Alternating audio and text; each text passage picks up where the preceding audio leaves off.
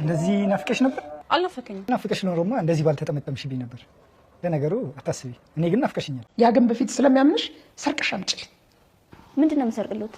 ሞባይሉና አንቺ ደግሞ ብልጥ አልነበርሽ? ብዙ ጊዜ መጋዘን ውስጥ ተቀመጪ ደነዘሽ እንዴ?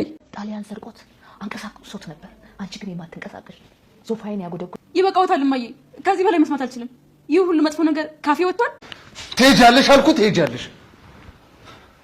አልሄድም። እሱን እናያለን።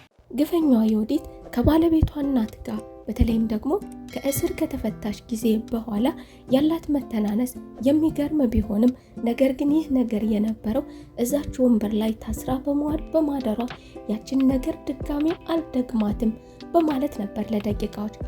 ታዲያ ዛሬ ላይ ደግሞ እድሜ ልክሽን በድለሽኛል፣ ከዚህ ቤት ከገባሽበት ጊዜ ጀምሮ እንደ እናት እንደ ትልቅ ሰው ቆጥረሽ እንደ ትልቅ ሰው አክብረሽኝ አታውቂም።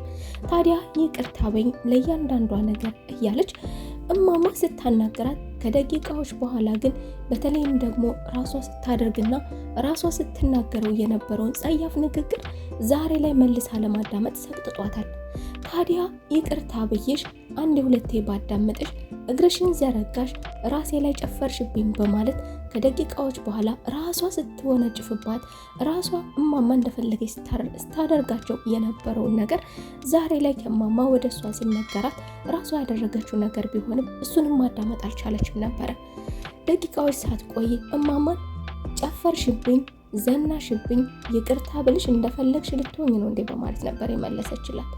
ታዲያ ማማም ደግሞ እንግዲያውስ የሚያስተካክልሽ ሰው ጋር በመደወል እሱ መጥቶ እንዲያስተካክልሽ አደርጋለሁ በማለት ስልኩን ስትደውል እንግዲህ ዮዲት ዛሬ ላይ ለምንድን ነው ከማማ እግሯን ተደፍታ ይቅርታ ያለችው ጉልበቷን የሳመችው ለምንድን ነው የሚለውን አብረና ይሆናል።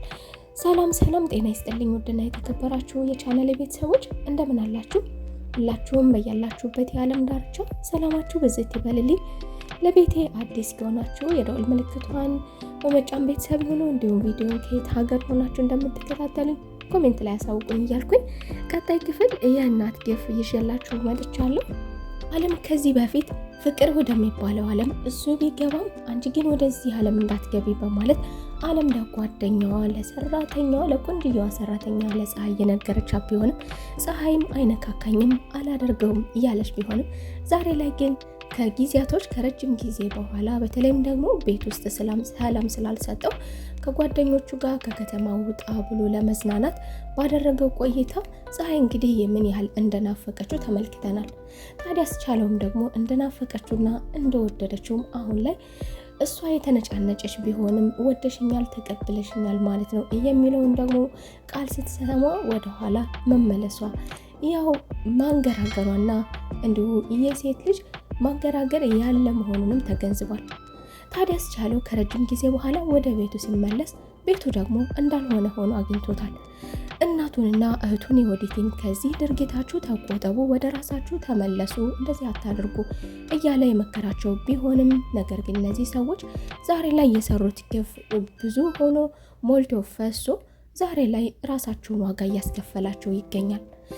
ታዲያ ይህ ነገር ደግሞ ወይዘሮ ወርቄ አሁን ላይ ባለችበት እንኳን ሆና የትልቅ ሰው ባህሪ የማይደረግ ነገር በእርግጥ ያደረገችው ነገር ውሃ ሲጠማት ውሃ መጥማቱ እንዴት እንደሚያሳምምና እንዴት አቃጥሎ እንደሚገል እንድትገነዘብ አድርጎ ይህ አጋጭ አሪፍ አድርጎ ቀጥቷታል። ከዚህ በፊት እባክዎትን አባዬ ውሃ ጠማኝ ውሃ ያጠጡኝ ያለች ዓለም የተማጸነቻ ቢሆንም ለተከታታይ ቀናቶች ወይዘሮ ወርቄ ግን ለአንድ ቀን ውሃ ጥም መቋቋም አልቻለችም ነበረ። ታዲያ ዓለምም ደግሞ እኔ እንደርሷ አይደለሁም አጠጣውታለሁ በማለት እንደሷ ሳትሆን በተቃራኒ ደግሞ ውሃ ጠማኝ ስትል ወይዘሮ ወርቄን አጠጣታለች። ታዲያ ወይዘሮ ወርቄም ደግሞ የምን ያህል ግፍ እንደሰራች ለደቂቃዎችም ቢሆን ከደቂቃዎች በኋላ ይህ ነገር አብሯት የማይሄድ ቢሆንም ይህ ነገርና ይህ ባህሪ ከገንዘብ ጋር የተገናኘ መሆኑና አብሯትም የተፈጠረ የማይቀየር ነገር መሆኑ በቅጣት ለደቂቃዎች ብትስተካከልም ከደቂቃዎች በኋላ ደግሞ መልሳ ወደ ነበረችበት መሄዷ እንግዲህ ተፈጥሮና አብሯት ያደገ መሆኑ በተለይም ደግሞ ከምቹ አኗኗር የመጣ ከደልቃቃነት አኗኗር የመጣ መሆኑ እንግዲህ ያስታውቃል።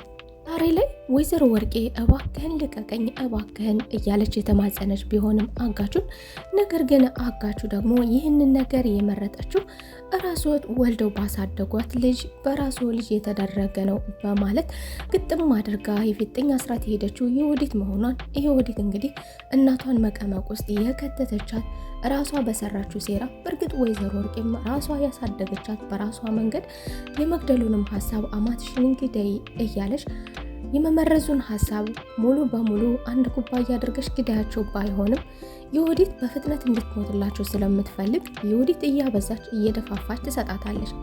ነገር ግን ደግሞ ሀሳቡን የነደፈችው ደግሞ ወይዘሮ ወርቄ ደግሞ በትንሹ ጠብ እያደረግሽ በማለት ነበር የሰጠቻት። ታዲያ ቢሆንም ግን ወይዘሮ ወርቄም አብራ ዛሬ ላይ እንዲያውም ከልጇ በላይ ወይዘሮ ወርቄ ናቸው መቀመቅ ውስጥ የወረዱት። ታዲያ ወይዘሮ ወርቄ ዛሬ ላይ ደግሞ አጋቹን ሂሳብ ለማወራረድና አጋቹን ተጠያቂ ለማድረግም እየሞከሩ ነበር። ነገር ግን አጋቹ ደግሞ ለዚህ ስራ ተጠያቂው በመጀመሪያ ራስዎት ልጆት በማን እንድትወጣ ይፈልጋሉ?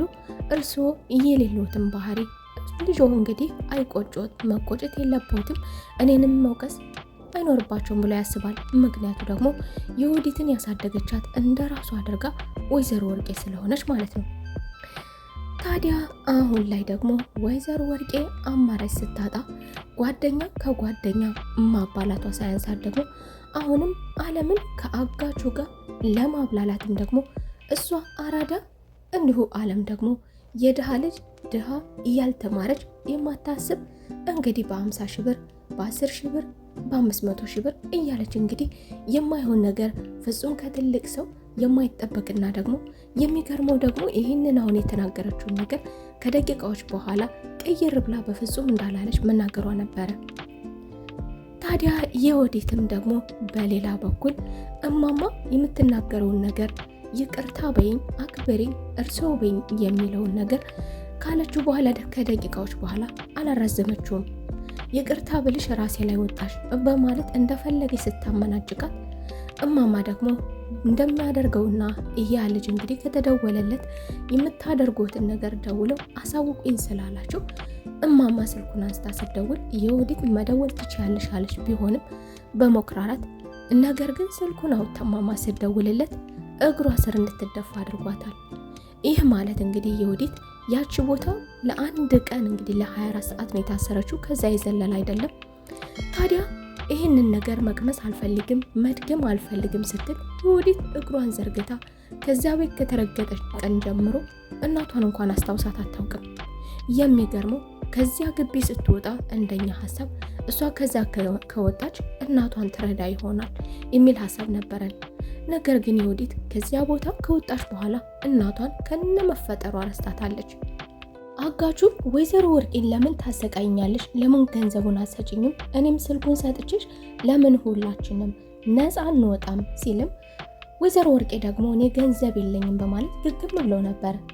ታዲያ እሱ ደግሞ ገንዘብ አለውት ቤቱን መሸጥ ይችላሉ የሚለውንም ሀሳብ ሲያነሳ እኔ ቤቴን መሸጥ አልፈልግም፣ ቤቴ ከተሸጠ የት እኖራለሁ፣ ወዴት እሄዳለሁ ስትል መቄዶንያ መሄድ እንደሚችሉና ከዚያ መኖር እንደሚችሉ ሲነግራቸው እንግዲህ ወይዘሮ ወርቄ ደግሞ ከዚህ ባህሪዋ የተገነዘብነው ነገር ቢኖር እንግዲህ ቤት እያለኝ እንዴት ከዚህ ክብር እወርዳለሁ የሚለውን እንኳን እንደተሻለ ሀሳብ ብንወስደው፣ ነገር ግን እሷ መቄዶንያ የሚባለውን ቦታ በፍጹም የኔ ክብር አይደለም፣ እነዛ ሰዎች ድሃ ናቸው፣ የድሃ ጥርቅም ሰዎች ናቸው፣ እኔ ከነሱ ጋር ልደመር አይገባም በማለት ነበር በጸያፍ አነጋገር ነበር ስትናገር የነበረው። ስለዚህ አጋቹ እንግዲህ እናማ ታዲያ ይህንን ቦታ መርጠዋል ማለት ነው። ስለዚህ እዚህ ቦታ አብረን እንበሰብሳለን፣ ገንዘቤን በወቅት የማይሰጡን ከሆነ እንግዲህ ሁለታችንም እኔም እርስዎን በመጠበቅ ከዚህ መከራዬን እያየው እርስዎም ደግሞ እንደዚሁ ወንበር ላይ እንደሆኑ እየማቀቁ ይኖራሉ ነበር ያላቸው። በሌላ በኩል ደግሞ የወይዘሮ ወርቄ ልጅ ወይዘሮ ወርቄ ፍጹም ሰራተኛ ይወዳል፣ ሰራተኛ ያገባል ብላ የማትጠብቀው አንድና ብቸኛ ወንድ ልጇ ከዚህ በፊት ፀሐይ ይሄን ልጅ ማየት የማትፈልግ ቢሆንም ነገር ግን ማየት የማትፈልገው በፍራቻ ነው። እኔ ሰራተኛ ነኝ፣ የድሃ ልጅ ነኝ፣ እነሱ ደግሞ በፍጹም ይሄንን ነገር ሊቀበሉልኝ አይችሉም፣ በፍጹም ተቀባይነት የለውም፣ እጎዳለሁ በማለት ነበር። ነገር ግን ቢሆንም ደግሞ በሂደት ፀሐይ እየወደደችው የመጣች ይመስላል። ታዲያ አሁን ላይ ደግሞ አመጣጡም አነጋገሩም ከሱ ጋር ያለን ነገር ሁሉም ነገር ደስ ይላል። ልጁም ደግሞ ቤተሰቦቹን አለመኖራቸውንም ከተመለከተም በኋላ እናቴን ፍለጋ ልወጣ ነው ሲልም እናቱን ወደ የትም ብሎ እንደማያገኛት የት ብለህ ወጥተህ የት ብለህ ታገኛቸዋለህ ተረጋጋ እያለች ማረጋጋቷም እንግዲህ አቀባበሏም ከውጭ ቆይተው ከስንበታው በኋላ ወደ ቤት ሲመለስ አቀባበሏም የፍቅር ምልክት እንደሆነም ያመለክታል። ታዲያ አሁን ላይ ደግሞ ፀሐይ ይህ ነገር በእጅጉ ያስፈራኛል፣ ቤተሰቦቻችን መርቀው ያልሸኙን ትዳር አይባልም ያለች ቢሆንም ነገር ግን አስቻለው ደግሞ እንደኔ ቤተሰቦች አይነት ቤተሰብ ቢኖርሽ ምርቃት ትጠብቂያለሽ ወይ? በእርግጥ እነዚህ ሰዎች ሰይጣናዊ ስራ እየሰሩ ቢሆንም እናት አባት የመረቀበት ትዳር እናት አባት የተደሰተበት ትዳር ሲሆን ያስደስታል። በሌላ በኩል ደግሞ ወይዘሮ ወርቄ ከዚያ ቦታ ለመውጣት ስትል እንግዲህ ዓለም ሞኝ ናት፣ ዓለም ያልተማረች ናት። እንግዲህ ሰራተኛን ያልተማረና ሞኝ አድርጋ የምታስበው ወይዘሮ ወርቄ ይህች ልጅ እውቀት ሳይሆን ዝቅ አደረጋት። እንግዲህ ገንዘብ ችግር ለቤተሰቦቿ ደግሞ ከሌላው መንገድ ይህ የተሻለ መንገድ ነው በማለት ነበር ዝቅ ብላ በሰው ቤት ሰራተኝነት ተቀጥራ ይህንን ገንዘብ የምታመጣው። ዛሬ ላይም ላለችበት ችግርም የተዳረሰችው በደግነቷ ነበረ፣ ቅን ልብ ስላላትም ነበረ። ታዲያ ወይዘሮ ወርቄ ደግሞ ይህንን ድርጊት እንደ ሞኝነትና እንደ የዋህነት አድርጋ በመውሰድ ታዲያ አሁን ላይ ሞባይሉን ሰርቀሽ አምጪልኝና እኔ 500 ሺህ ብር እሰጥሻለሁ፣ 500 ሺህ ብር እንኳን ያንቺን የቤተሰቦችሽን ህይወት ይለውጣል የሚል ሀሳብ ታመጣለች። እንኳን 500 ሺህ ብር 3 ሚሊዮን ሊቀበላ ካልቻለ ልጅ እንግዲህ ደግሞ እሷን ይህንን ነገር የቀረጸችው ይህ ቪዲዮ የዚህ ዋናው ነገር ዋናውና ኃላፊዋ ዓለም መሆኗን ምን አይነት ጭንቅላት እንዳላት ዘንግታ ይህንን ነገር እሷን በ500 ሺህ ብር መሸንገሏ በእጅጉ አስገራሚ ነገር ነው። ታዲያ ዓለምም ደግሞ በጥበብ ለምን ልጁ ራሱ በገዛ ፈቃዱ እንዲሰጡት አላደርግም በማለት ልጁን ስጣት ለማለትም ጠርተው ነበር።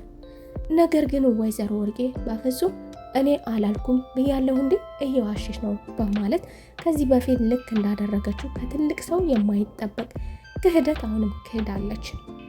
ግፈኛዋና ፈጣጣዋ ደግሞ የወይዘሮ ወርቄ ልጅ ይሁዲት አሁን ላይ ሀገር ሰላም ብላ እግሯን ዘርግታ ተቀምጣ ወንድዬ ግን ልጄን ማየት እፈልጋለሁ ብሎ የነበረውን ሀሳብ አሁን ላይ ማየት እፈልጋለሁ ተነሺ በማለት እጇን አንጠልጥሎ ይዟት ሄዷል። ይሁዲት እንግዲህ ተዋረደች ማለት ነው። ልጅ የሚባል ነገር በመሰረቱ የለም።